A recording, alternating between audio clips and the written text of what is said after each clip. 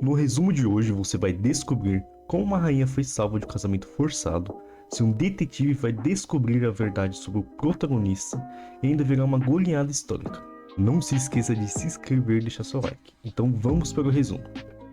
A rainha, que estava profundamente apaixonada pelo protagonista, trabalhou duro para manter a paz que ele conquistou antes dele desaparecer. Um certo dia seu colar quebrou misteriosamente, então ela os enviou para ser reparado, mas nunca o recuperou devido ao novo início da guerra. O comerciante finalmente ofereceu paz em troca de seu casamento, então a rainha concordou em se casar com ele e usar o novo colar amaldiçoado para garantir sua obediência. Momentos mais tarde, o comerciante relata aos conspiradores que em breve será o proprietário do continente demoníaco, embora eles pareçam desinteressados se a guerra termina ou não. O casamento começa e o comerciante começa a fazer seu voto, falando que ele e a rainha prometeram entrar em um relacionamento de mestre e serva, e que sua companhia mercante, através de uma anexação do reino demoníaco, promete trazer prosperidade eterna e paz mundial duradoura. Os únicos que aplaudiram, os humanos que estavam presentes no casamento. Antes de prosseguir, a rainha estava se recordando do protagonista, de como foi quando ele chegou e parou com a guerra dos humanos contra os demônios. Quando o comerciante estava prestes a colocar o colar amaldiçoado nela, um homem misterioso aparece para interromper o casamento. Quase todos naquele lugar não o reconheciam, exceto a rainha, que mesmo ele estando em um corpo diferente, ela o reconheceu como um lendário herói Setsus. Um confronto se inicia, mas o protagonista derrota facilmente os subordinados do comerciante. Um deles conseguiu fugir, mas antes disso falou que iria reportar para o seu mestre, o retorno do lendário herói. O protagonista acredita que esse tal mestre seja o Toma, seu antigo rival na vida passada. O comerciante acabou sendo preso. Hurry agora poderia abrir uma loja no reino da rainha, e antes deles partirem rumo ao próximo destino, o protagonista confirma que o colar amaldiçoado foi feito por Toma e o destrói antes de devolver o colar reparado para a rainha, assim renovando sua promessa de paz. Em seguida, o prota decide ir visitar seu outro amigo, Herglus, o rei dos homens fera. E assim acaba esse episódio. Então bora para o próximo anime.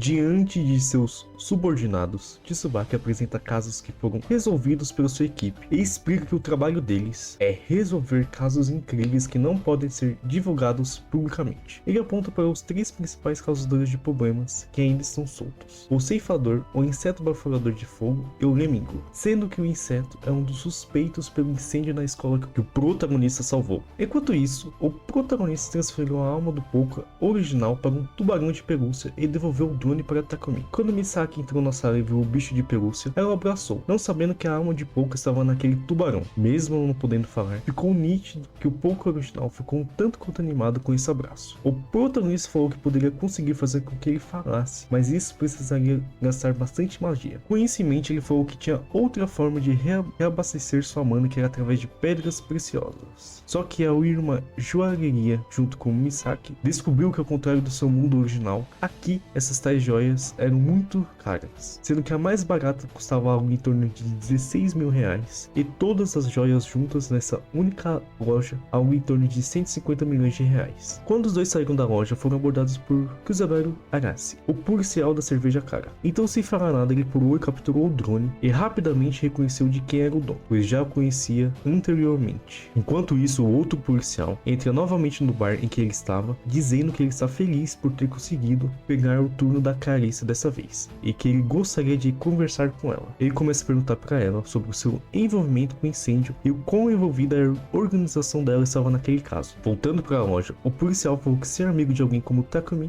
não era bom para um jovem como Pouka e que ele deveria cortar laços com ele imediatamente. O prota responde que somente ele decide quem ele é amigo e imediatamente arranca o drone das mãos de Arase, sem que ele perceba. Ao perceber que o garoto não era um simples colegial, a curiosidade do policial em relação a ele aumentou consideravelmente, e agora desejava que Pouka fornecesse mais informações sobre ele mesmo. Um flashback é apresentado no qual Takumi narra sua experiência anterior com esse mesmo policial. Ele explica como o detetive acabou com a gangue a qual Takumi pertencia anteriormente, e ele o descreve como uma figura assustadora. Logo após lembrar desse acontecimento, Takumi alertou o protagonista para não responder suas perguntas ocultas e esconder seus poderes. Caso contrário, ele poderia esquecer sua vida pacífica se esse detetive estivesse de olho nele. Então o policial começa a fazer algumas perguntas. Com medo dele acabar descobrindo alguma coisa, Takumi liga para ele e fala que esses dois são simplesmente seus amigos de jogos e os parentes deles trabalham no bar de Carissa. Quando de repente Misaki desapareceu e deu um chute no policial, e após isso fugiu junto com Pouka. Então Takumi admite que o detetive estava certo sobre ele e venderia seus segredos sem pensar duas vezes se sua vida estivesse ameaçada. No entanto, o protagonista responde a isso dizendo que não se importa, porque ele não tem nenhum segredo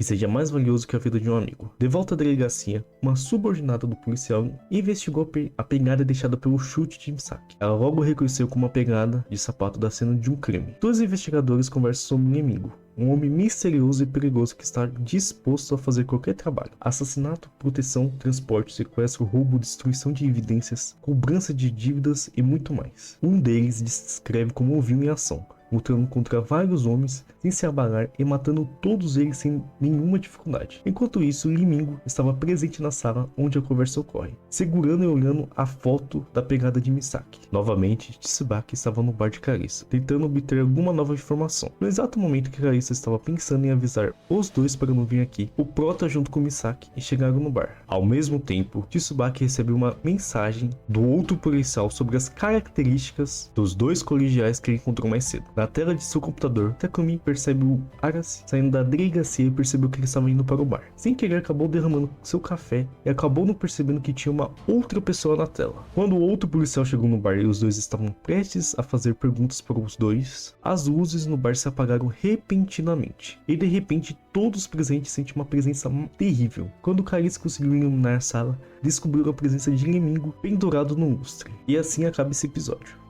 Quando viu que Mesh estava parado no chão, Tom então percebe que esqueceu de anotar as regras do jogo. O jogo consiste em controlar uma bola e passar por um anel para ganhar pontos, sem usar magia. Quando retornou para o ar, Tom acabou sendo derrubado e quebrou um osso, deixando sua equipe em desvantagem de 50 pontos. Mesh ficou irritado com isso, porque viu que Tom se importava com esse esporte e que o adversário derrubou de propósito. Então pula e flutua no ar, surpreendendo a todos que ele podia voar, mas na realidade ele estava apenas movendo as pernas rapidamente para permanecer no ar. Quando pediu a bola, começou a fazer arremessos e sempre a bola voltava para sua mão. Então continuava a jogar repetidamente, ajudando sua equipe a vencer com uma pontuação avassaladora de 999 a 60 pontos. No dia seguinte, Tom vem buscar Mesh para praticar duelo. Lemon também vem querendo estudar com Mesh. No entanto, o protagonista não quer fazer nada com eles e pede para Finn por ajuda, mas ele estava dormindo. Então um outro aluno aparece, Lance Crow, afirmando que parece que Mesh está se divertindo e pergunta se ele pode participar.